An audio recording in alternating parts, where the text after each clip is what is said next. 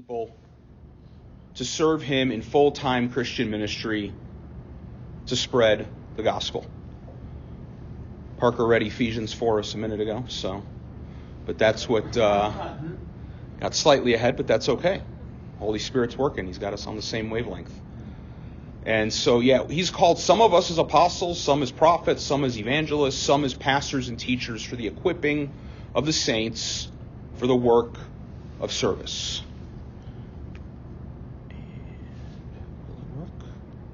Will it?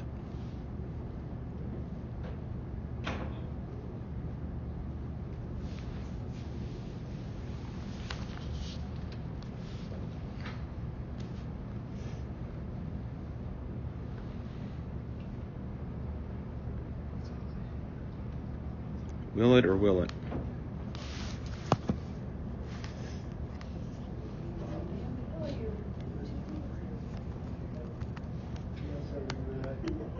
You click on the video one way, go get during the comments that you want to do. Try it again. If not, it's all right.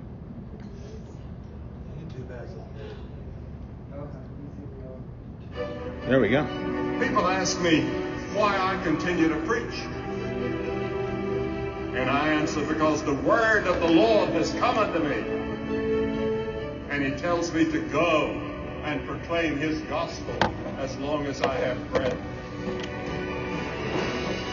Many years ago, when I went to a little Bible school, I sensed the call of God upon my life. And I knelt there and I prayed and I wept. And I said, Lord, I'll go where you want me to go and be what you want me to be. And I want to ask, is God calling you into ministry? Ministry means service. Jesus said, I did not come to be served, I came to serve. Every Christian is called to ministry. Is God calling you?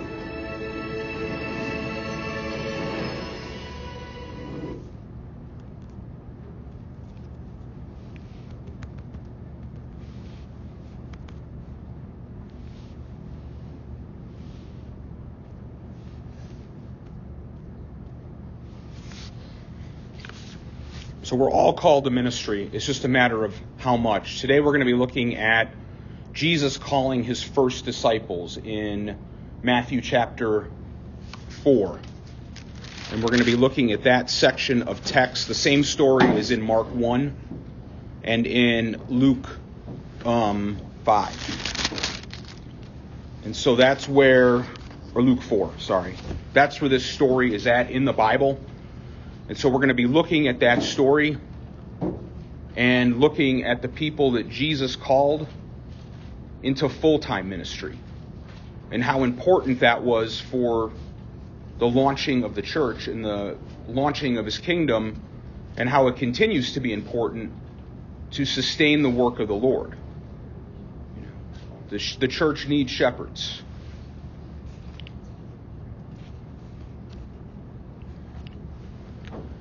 So who would like to read Matthew 4:18 through 22?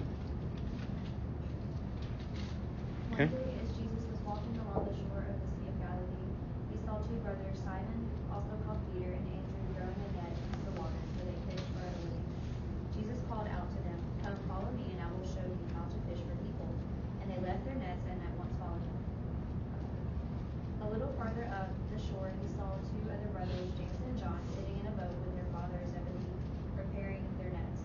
And he called them to come to him. They immediately followed him, leaving the boat and their father behind. Okay.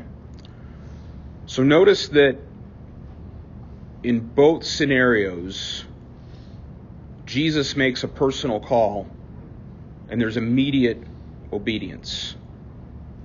There is no hesitation. There is no delay. They immediately follow. And, the Lord commands us to be obedient, but delayed obedience is no obedience at all. And so what we want to look at is the type of people that Jesus called. When he went out there that morning, it's easy to think that, they were just out there and there weren't a lot of people, but the Sea of Galilee was a bustling commercial hub. in the ancient world. There would have been a lot of fishermen. There's what's called the Decapolis is 10 cities in that region, and a lot of them are not far from the Sea of Galilee.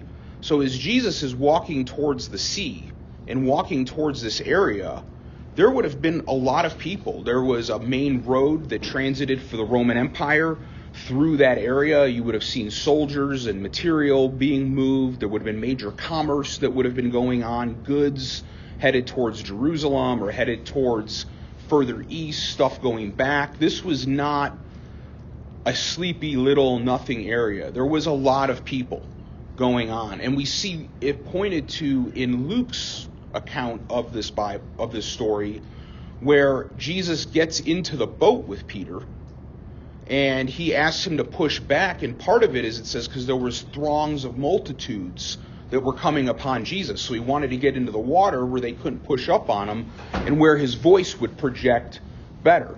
So there's a lot of people. But yet, he specifically calls these guys.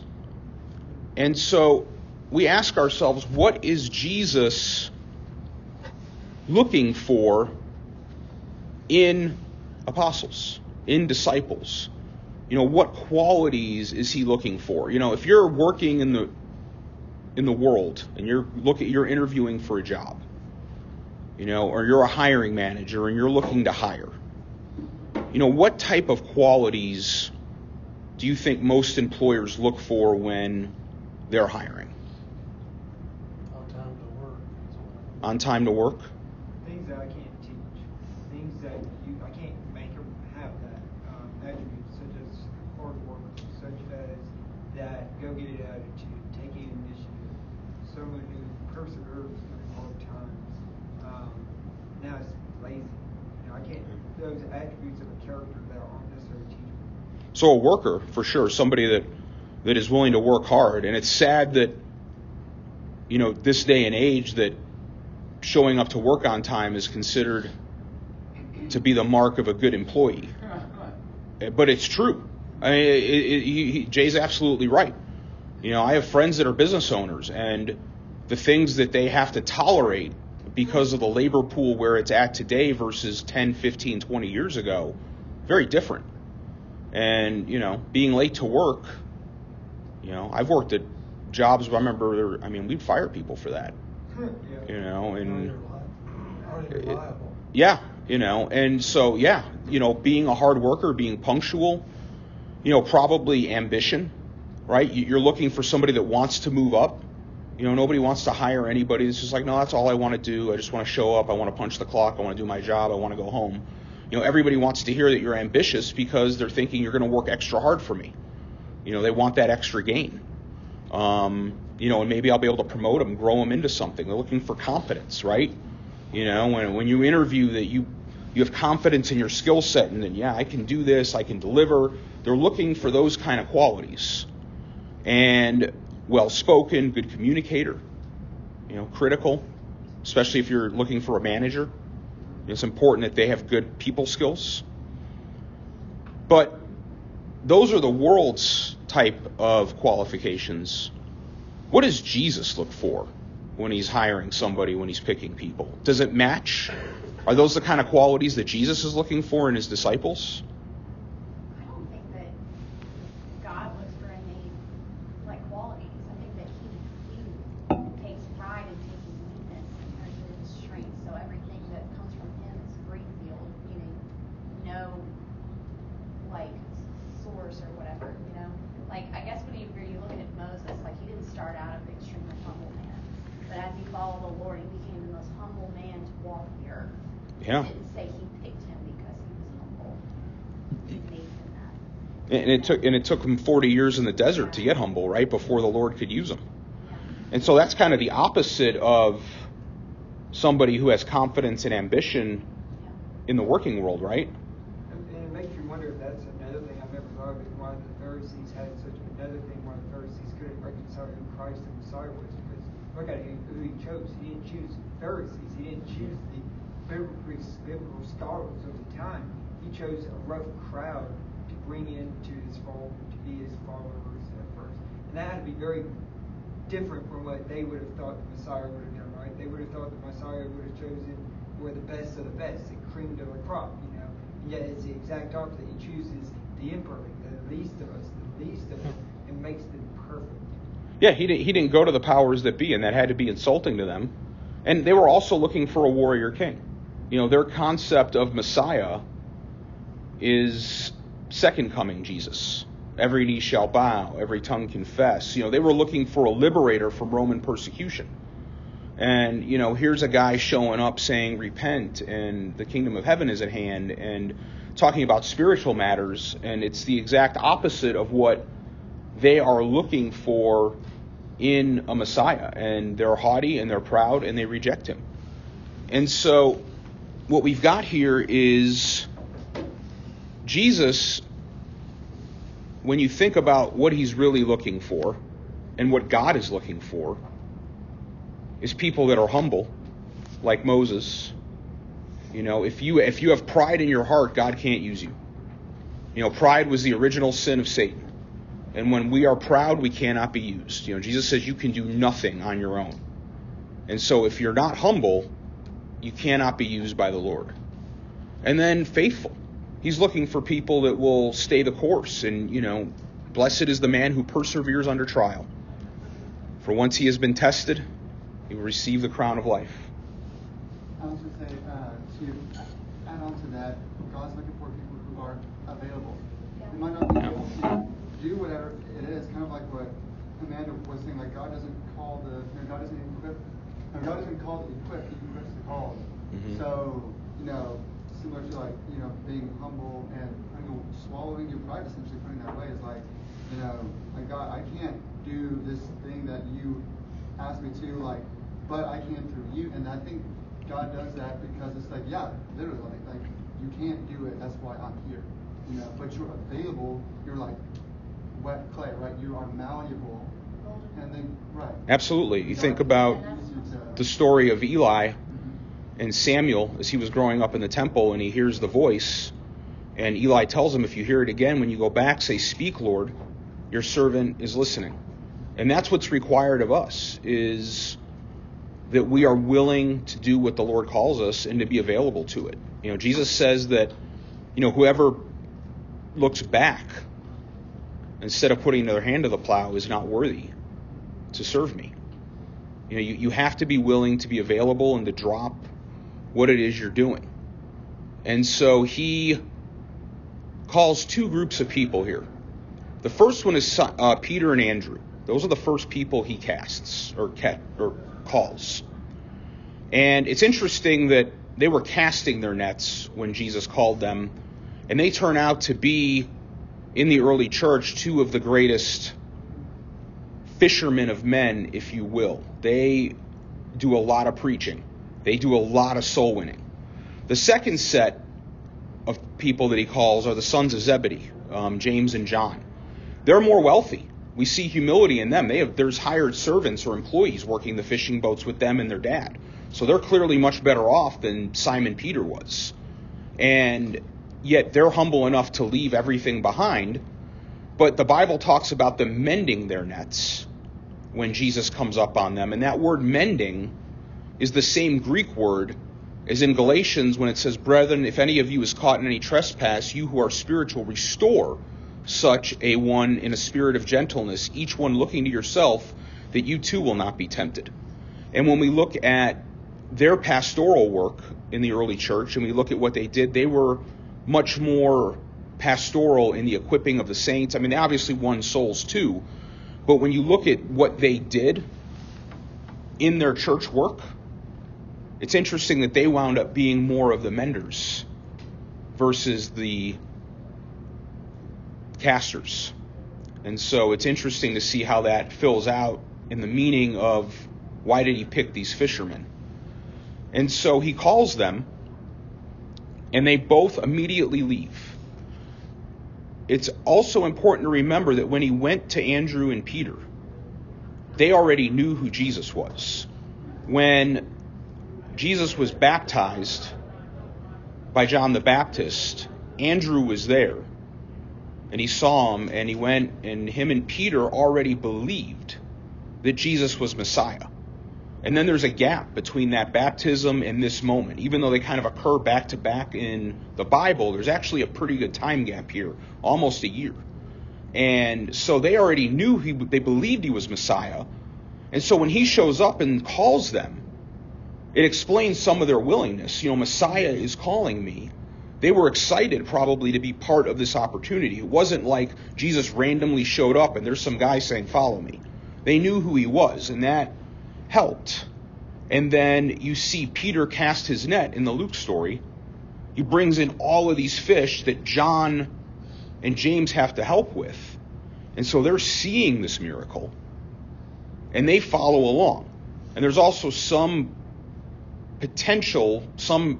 biblical scholars think that Zebedee's wife was related to Mary, and so it's possible that they were actually his cousins.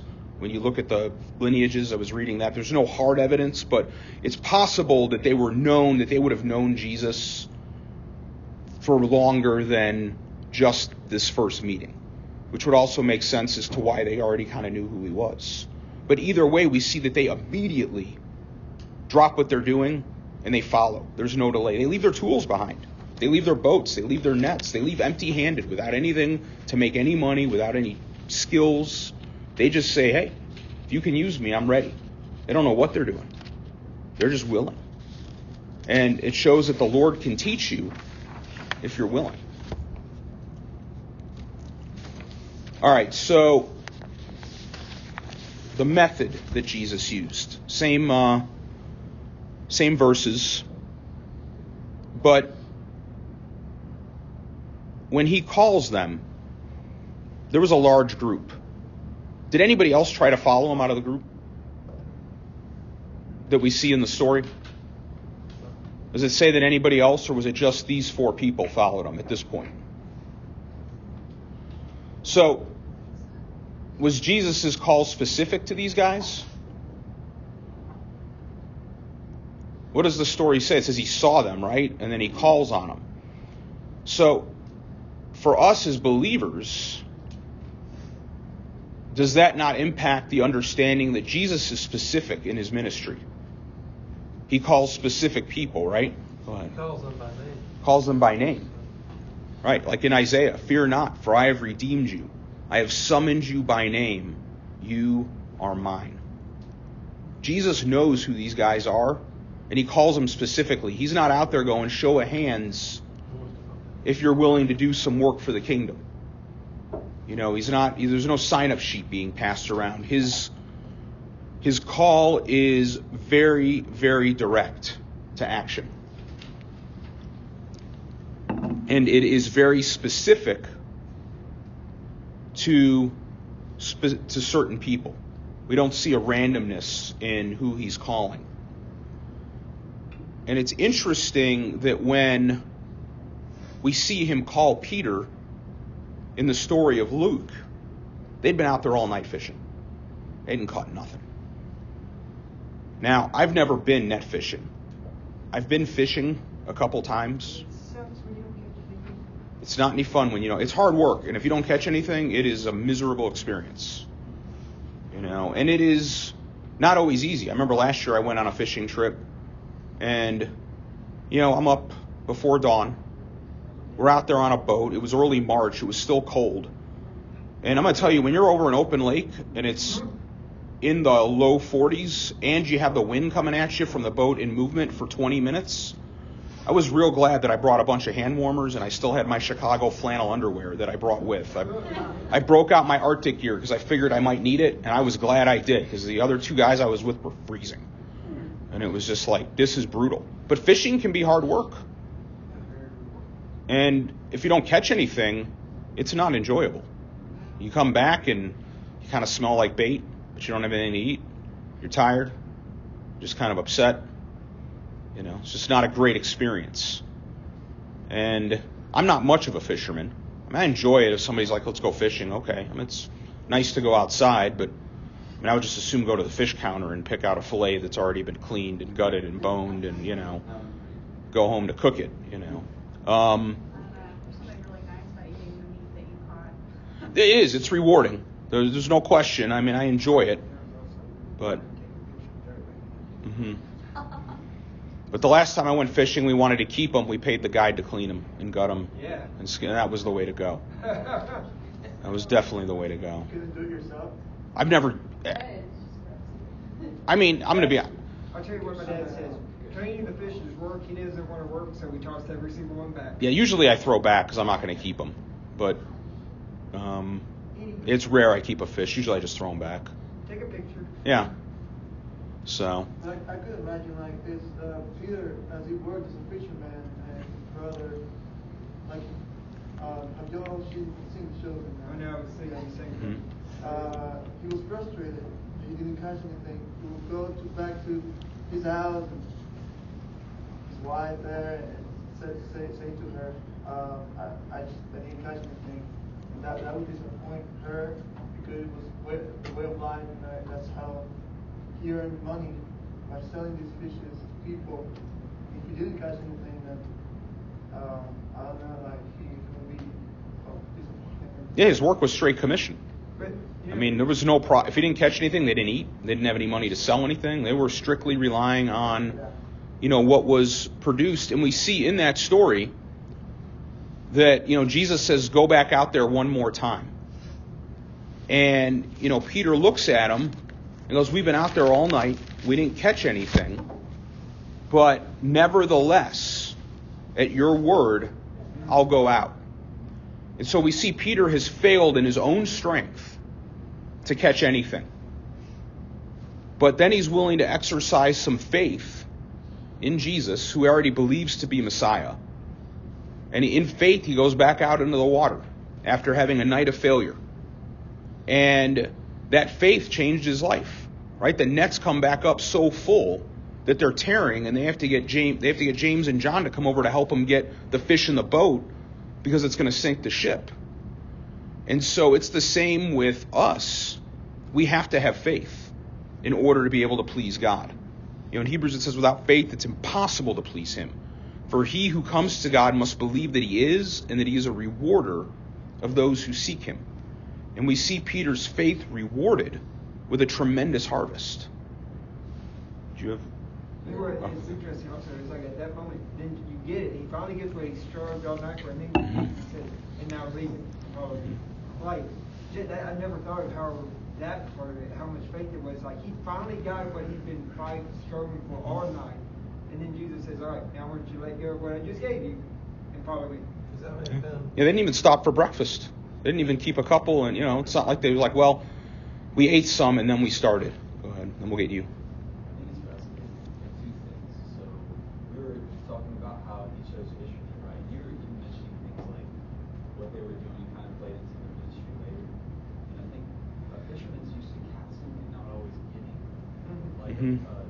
Like reaping anything. And so later, like when you're trying to win souls, it's kind of similar. Like you're casting, you're not sure. So they're almost like kind of prepped in their occupation by itself for that. Yeah, it's good training because you're used to disappointment. This was very practical because how many times in the Gospels do they get in a boat and go across the Sea of Galilee? So he chose men that knew how to like navigate the waters of the sea at the same time. So Jesus was obviously he's God, so he's sovereign, but it's really cool that he's using like the gifts that they already had and seeing how they would be later, or seeing how they are there and equipping them for the task that they had later at the same time. Yeah, definitely. He's super intentional. And that's the thing to think about if the Lord calls you to do something, you're like, I don't know how to do it. There are skills that you've learned over the course of your life that you have no idea how relevant they may or may not be. And then you'll get into ministry work and you're going to be shocked at how the Lord has prepared you in ways that you didn't even fathom to do the ministry work that he's called you to. Take Paul, for example, when he was Saul, obviously he was a bad dude, he's killing Christians, stuff like that, but he was very zealous. He was very passionate, he was very driven. And he was a public speaker, as being a Pharisee, right? You have your students with you that you would be preaching and talking to. But then God took that, changed him, and then now he's very zealous for Christ.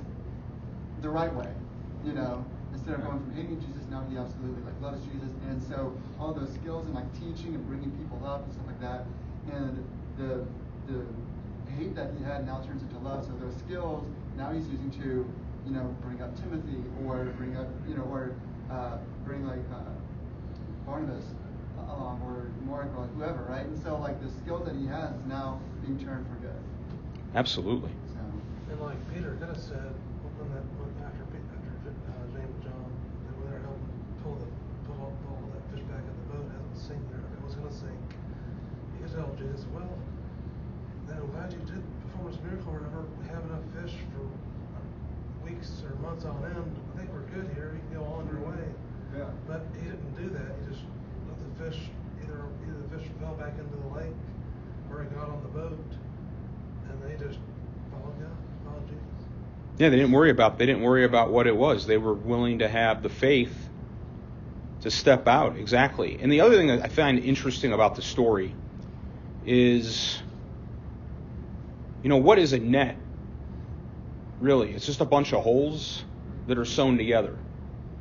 You know, it's a bunch of nothing connected by string.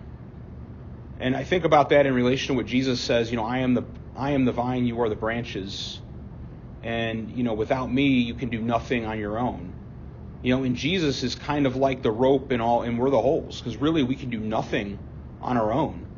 It requires the power of God for us to be able to witness and do things, to have a net. And we also see in this fishing, net fishing, that it's a team effort.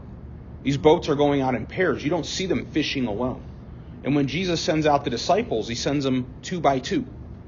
And we're not called to do ministry work alone. We're not called to be isolated. We're called to be connected to the body and to serve in the body together and to do things together, to be obedient. In our own strength, we'll never accomplish anything.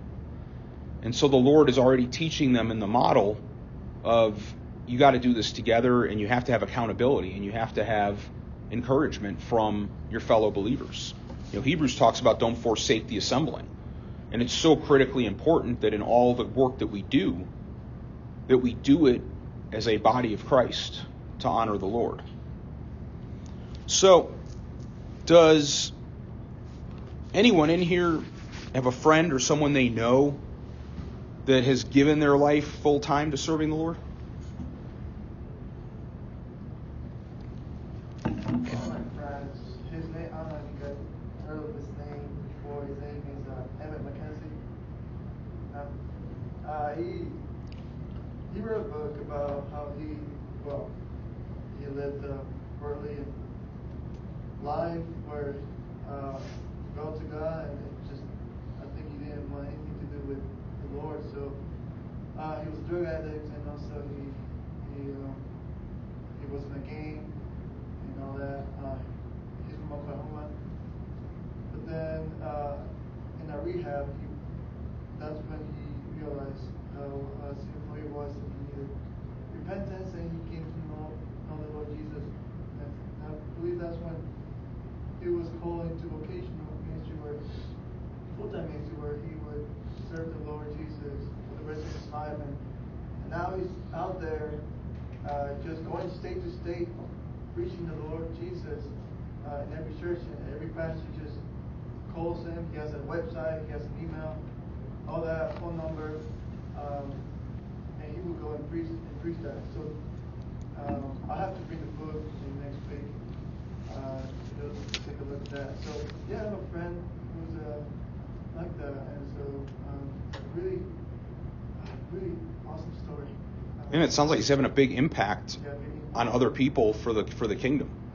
And that's the amazing thing, is that if the Lord calls you to full-time ministry, the impact that you can have for his kingdom can be enormous. I mean, we watched a little video of Billy Graham at the beginning. I mean, Billy Graham was just, country kid from the middle of nowhere in North Carolina, and, grew up without, any kind of special instruction or education. I mean, he's the epitome of what Jesus called in disciples.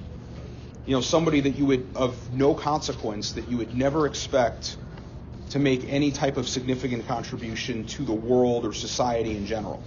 somebody that's going to go live in a small town, work a small town job at a factory, and raise a family, maybe do good things, but never leave an enormous mark. But yet God was able to get him to be able to be standing before kings, before presidents, before world leaders, to be able to share the gospel on every continent. And it was simply because he was willing to obey the call of the Lord. And the Lord used that mightily. Let's take like a 5-10 minute break, go to the bathroom, whatnot, and then we'll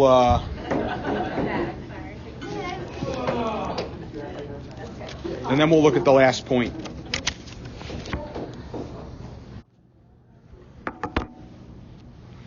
So we see that he gave direct and personal calls to these guys to have him serve. And, we see that they were faithful and that they were humble, that they were willing to do what the Lord asked. So now we're going to look at what did Jesus prepare them for in terms of ministry and what that kind of looked like. Who would like to read Matthew 22 through 25?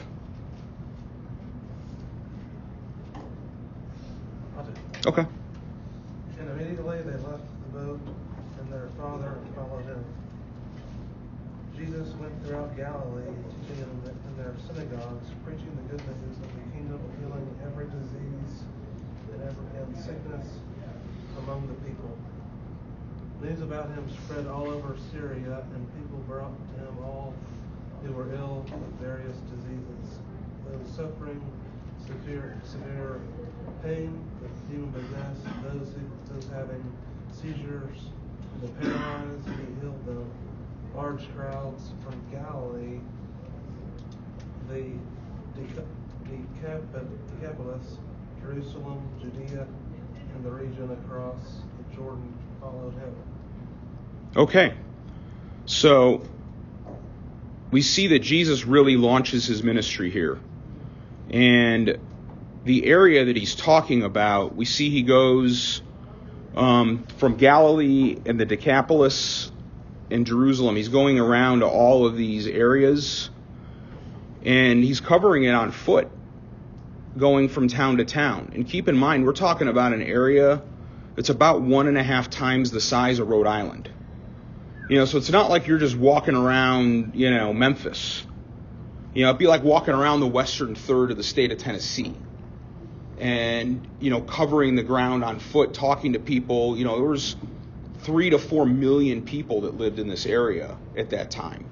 And there would have been hundreds of synagogues. In the Old Testament, you don't see synagogues. You have the temple that was built, and they would all go there to congregate.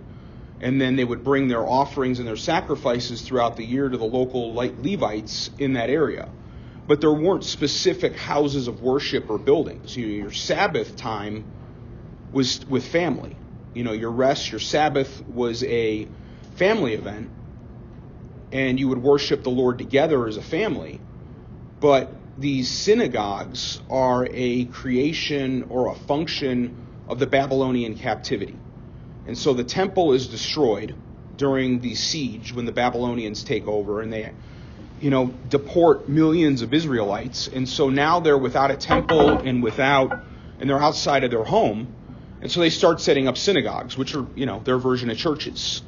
And you start having these professional rabbis, which would have been Levites back then, that were teaching. And, every community had its own worship center where you would get together. And when they came back from captivity, that tradition carried with them. And so there were plenty of synagogues outside. Even though they had a temple back, they still had plenty of synagogues. By some estimates, at the time that Jesus was alive, there would have been over 400 synagogues in Jerusalem by itself. So there's a lot of synagogues. And that's where he's going. And if you ever visit Israel, you can go to the ruins of the synagogue at Capernaum, where Jesus did a lot of teaching and preaching. It's one of the coolest places in Israel to me, even though it's just kind of ruins now, it was one of the coolest places to visit for me, because you're actually can say with certainty that I'm standing in an area where Christ stood. And it felt really special and really holy. There's other places where he would have walked the streets of Jerusalem, but it would be 10 feet down. Jerusalem has been captured, destroyed, and rebuilt, more than a dozen times since then. And so when you're talking about, are you walking on the streets of the old city? Yeah, but Jesus probably would have been about 10 feet beneath you, because the city's been rebuilt on top of itself. And when you see excavations in Jerusalem, you're always going down and digging up, and the time period based on how far down you got to go. And so a lot of places that you go, Jesus was there, but to actually be somewhere where you can stand and go, I know that Jesus would have walked here for sure. Yeah, and Peter's house is right across the way. And so it's a cool spot to go, but he did a lot of teaching there. And he did a lot of miracles there. And one of the things I want you to see is that they make a distinction between demon possession and epileptics. So a lot of times when you read people that'll discount possession as something that's real, a lot of modern, that's just superstition, or, that's not a real thing. That, when the Bible talks about demon-possessed people, that was just a medical illness, and we know better now. But they were keenly aware of epilepsy. They were keenly aware of neurological conditions, and they made a distinction in the Scripture between people that were suffering from medical problems and people that clearly had demon possession, and the strength that it gave them, the abilities that it gave them. And Jesus was healing all of that. And that really demonstrated his power and authority, and it gave him tremendous credibility. And so what we see here of Jesus is that he is teaching. He goes to the synagogues and he's teaching, and he's talking to the rabbis, and they're doing questions and answers, and they're asking him things and he's giving them answers. And so there's this teaching element. But then he's going out and he's proclaiming the gospel. He's preaching to people, giving them the good news that the kingdom is at hand. And then he's establishing his authority to do it with the miracles of healing. And we see that power continue into the apostles after Jesus resurrects, and that they have that same power, and that helps to establish their authority. But it is interesting that the healing, you would think, would be the most important part of his ministry in terms of really having it be real to people. But yet it's the word that endures far longer, and the teachings that endure far longer. These same people that witnessed all these miracles 3 years later are shouting, "Crucify." The miracles don't have staying power in terms of keeping people convinced. We look at the nation of Israel as they left Egypt. A lot of miracles. Mountains of miracles. But, if you're reading through it every 20 minutes in your Bible, as you're reading through the story, we get to why did you leave us to bring out here to die? We would have been better off as slaves in Egypt. There's no water here. You should have left us alone in Egypt. Why'd you bring us? There's no food here. You should have left us alone in Egypt. Look, you've pinned us up against the Red Sea. Pharaoh's army is going to kill us. You should have left us alone in Egypt. So they see all these miracles, and then they forget. So they establish authority, but they don't establish staying power. When Jesus was on the cross, the Pharisees were, he saved others, but he couldn't save himself. They were talking, and they were wanting him to get off the cross, right? Like they were looking for a miracle. And then, okay, well now we're going to believe. Obviously they weren't going to believe, but even them, like everybody else that was shouting crucify, their hearts were in the wrong place. They weren't holding on to his word. They were holding on to, well, what can he do for himself? What can he do for me, right? Absolutely. Yeah, they were taunting him with, save yourself. Let's see you do it. Do a miracle for us. And it would have never switched their minds. They still would have rejected him. If somebody's going to reject you, they're going to reject you. Lazarus, we see the parable, and the rich man's in hell saying, please send him as a messenger to warn my brothers. And Jesus says they have the prophets. They have Moses. If they won't believe the word, then they're not going to believe a miracle. And, that's the truth, is that you have to be willing to accept the Lord on faith. Without faith, it's impossible to please God. And if you require a demonstration from the Lord, then it's not true belief. It doesn't take faith for me to believe that my car is going to start when I get out of here and I leave. I know it's going to start. I didn't buy it until somebody started it and we drove it and it demonstrated that it was functional. It didn't require any faith for me to believe that my car was going to do what it's supposed to do. My belief in my car is entirely wrapped up in its demonstrated abilities, and if it stops working, I will not have faith in its ability to repair itself. It's a mechanical thing. There's no faith involved. I'm relying strictly on its demonstrated track record, and once it stops performing, it no longer has value. And so people that are relying on the miracles are strictly relying on a demonstrated track record, and when that track record stops, it's time to move on to the next flavor. It's a product that they're looking at instead of a belief. And so while the miracles establish his authority and they demonstrate his power, they actually wind up being the least durable part of his ministry, which is, strange for us to think, because we go, wow, look at these miracles. But miracles never last. Even in our own lives, we'll see times, right, where the Lord delivers us, and we'll sometimes make promises, oh, God, if you'll do this, or God, help me, and then a week later goes by and you've, forgotten the miracle. You're like, it would have worked itself out either way. Yeah, whatever. No, that wasn't, wasn't really a miracle. And we start selling ourselves on the other of it. How can you tell if someone's ministry is about themselves or the people that they're serving? The fruit that they bear. Yeah, good answer. I don't remember the words. I think it's in Corinthians, but it talks about you can do all these things, but if you don't have love, it doesn't mean anything. So definitely there's love behind that action. Yeah, 1 Corinthians 13. I'll be a noisy gong if I don't have love. A crashing cymbal. The care for one another.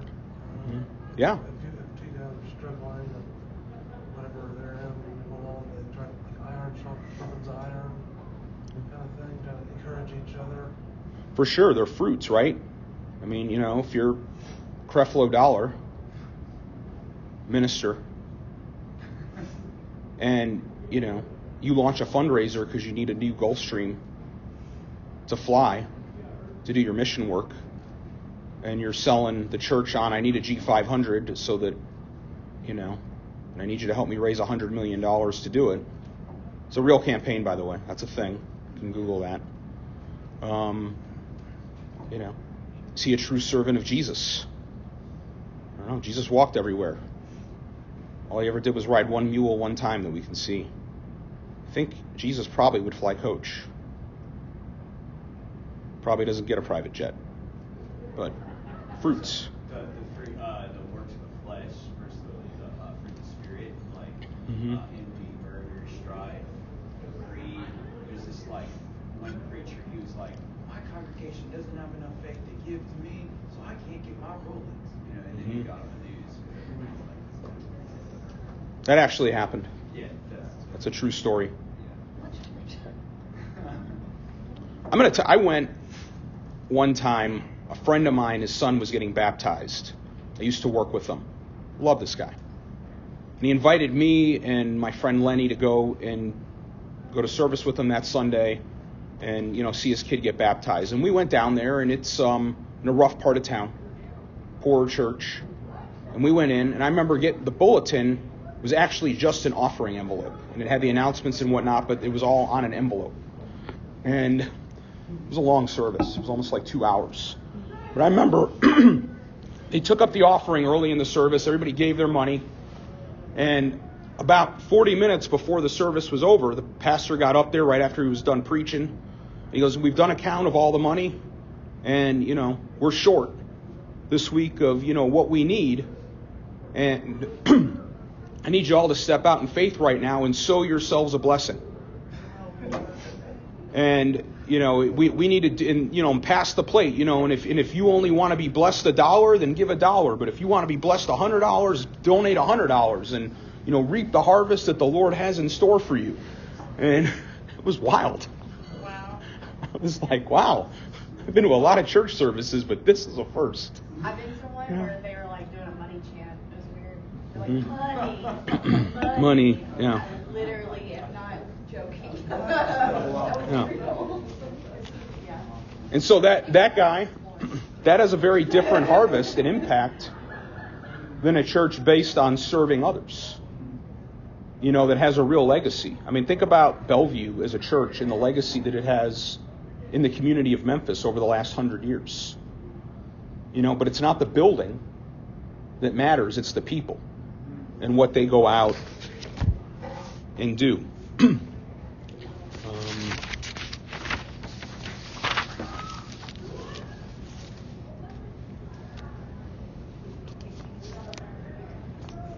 So,